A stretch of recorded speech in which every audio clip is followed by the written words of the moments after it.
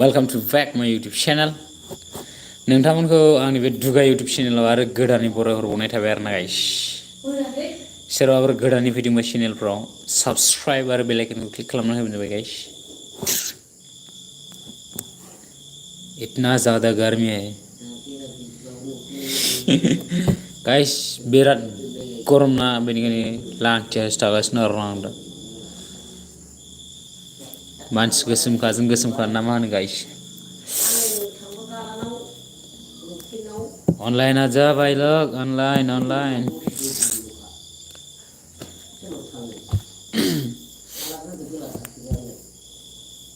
hello comment कर दो भाई comment कर दो कमेंट हेलो हेलो भाई ओ भाई साहब कमेंट कर दो भाई कमेंट कर दो माउस तो अरे यार ऑफलाइन चला गया फिर से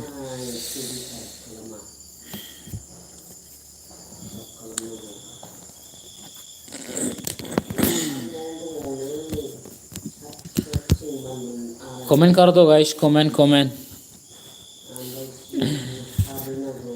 कमेंट कर दो गाइस फटाफट कमेंट अरे यार ऑफलाइन चला गया फिर से कमेंट कर दो गाइस अरे ऑफलाइन क्यों चला जाता है यार तुम लोग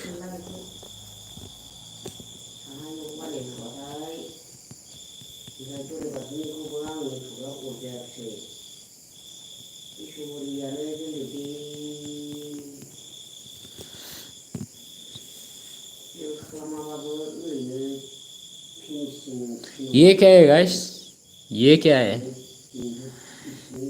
ये क्या चीज है बे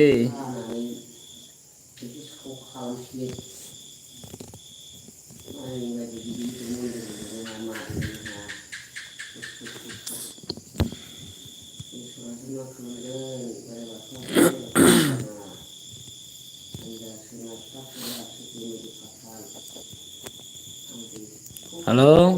एवरीबॉडी फैद्रा लोगोफोर मोनानि रायलायलायनोसै ज'नो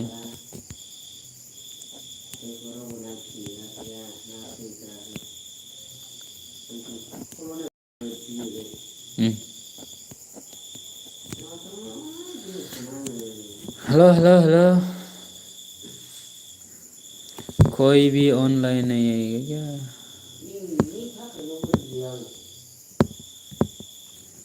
ऑनलाइन आ जाओ भाई लोग ऑनलाइन आ जाओ ऑनलाइन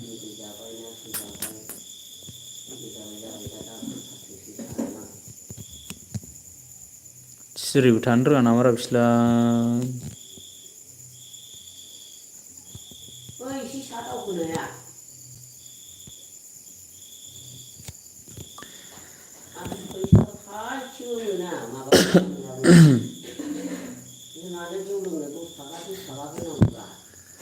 ये क्या है देखो ये क्या है अरे यार फिर से ऑफलाइन हो गया बे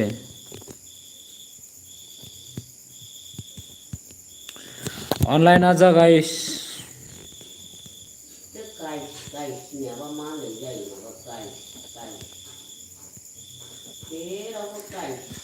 गोजोन मोनाबिलि बयनिसिमबो लोगोफोर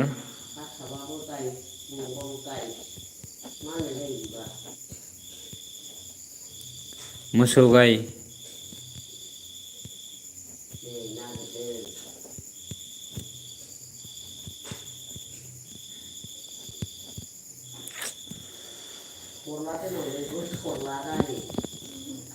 माथो होनबावनो लोगोफोर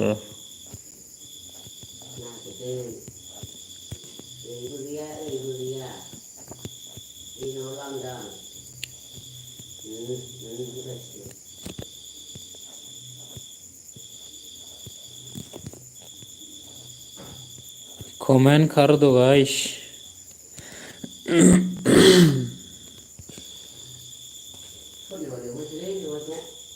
सोर बेवाय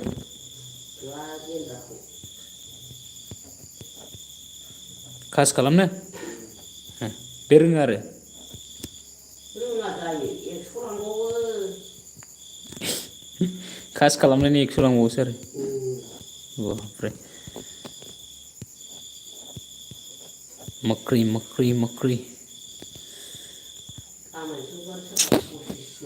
लाइक कर दो भाई यार लाइक लाइक लाइक कर दो भाई लाइक मानावबो माखि दंदों बेमाराबो खोनाजों जागासिनो कमेंट भी कर दो ओरै मैना मोननिथिं दाबो बेमार जाना दङ हाँ अस्सलाम वालेकुम भाईजान लेकिन मैं हिंदू है भाई मेरे हाथ में पेन है पेन मेगनजों नुखानाय खोनाखानायबा जागौमोन ओमफ्राय आं बाजाराव बायनो कैसा है भाई ग्लियर बे बाजाराव क्या नाम है ग्लियर मंडीनी अरे यार खोनाखानायबा आं जाखायो कैसा नाम रखा है इसने आथा गरमाव आं अमा जाया अमा जेरै जाखायो बुस्थु कैसा है भाई कैसा है खबर सबर बढ़िया है क्या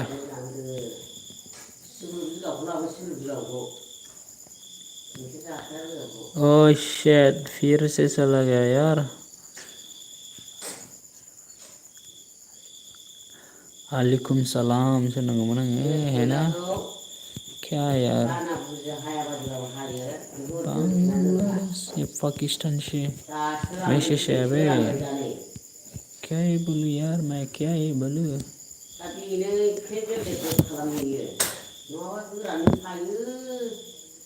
आरो दैखौ जानला मोनला दागा आखाइ सुनानै ज्राव ज्राव सुलाबायो सुखावलाबायो गारलाबायो कमेंट कर दो भाई लोग हेलो कमेंट कर दो लाइक कर दो और चैनल को भी सब्सक्राइब कर दो नया आया है तो और क्या है ना ब्रो एक सब्सक्राइब तो बनता है ना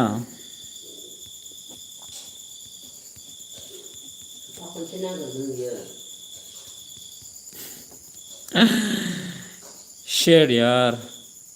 ये क्या है देखो ये क्या है ठीक से देखो ये क्या है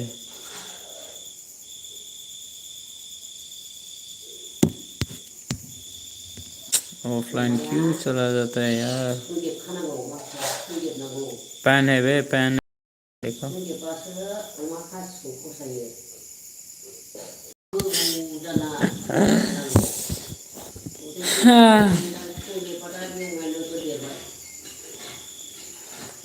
कोई भी ऑनलाइन नहीं आएगा क्या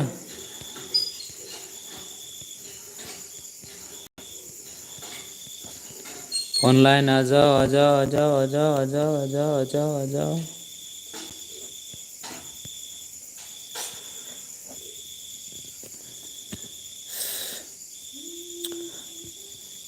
कमेंट कर दो गाइस और चैनल में नया है तो subscribe corona subscribe and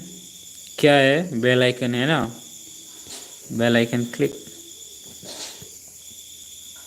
online फैयो थाङो ऑनलाइन फैयो थाङो ऑनलाइन फैयो थाङो ऑनलाइन फैयो थाङो ऑनलाइन फैयो थाङो ऑनलाइन फैयो थाङो ऑनलाइन फैयो थाङो ऑनलाइन फैयो थाङो मारै जाखो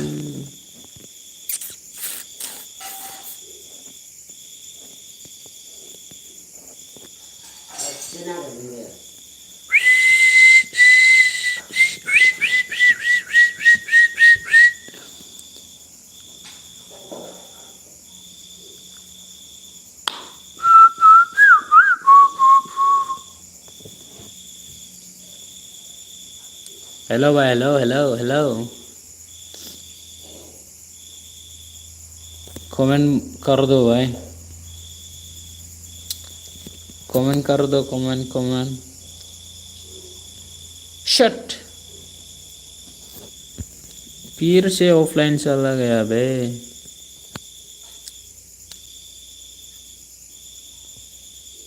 क्या बात है क्या बात है क्या बात है क्या बात है क्या बात है